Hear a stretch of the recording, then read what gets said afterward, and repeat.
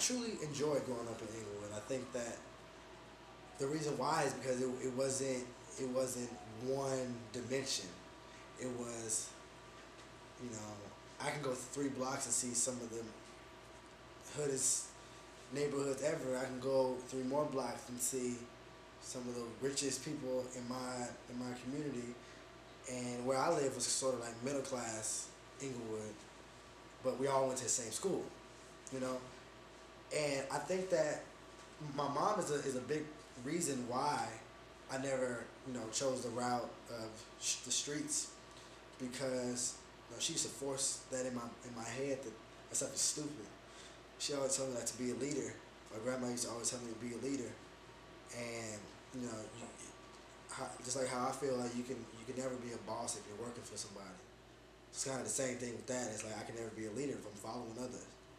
If and the gang stuff was never really for me. Obviously, that just wasn't me. I have friends who are in that. I have friends who are in gangs. I have friends who I have to call to make sure that they still are okay, kind of thing. And that just never, that just wasn't me. I think that I'm here for a different purpose other than, being, which really it is territorial to a certain extent. I'm trying to claim something that I don't even own as mine, and I'll die for it. No, I'm not. that's not me. I don't. You know.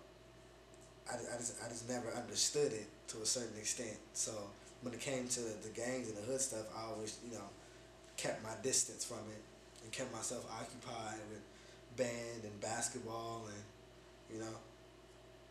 But gangs is very, it's easy to escape it if you occupy your time, and if you realize I don't want to be a follower, I want to be a leader. If that stays in your head at all times, then the whole gang stuff is pretty easy to escape and for where I'm from.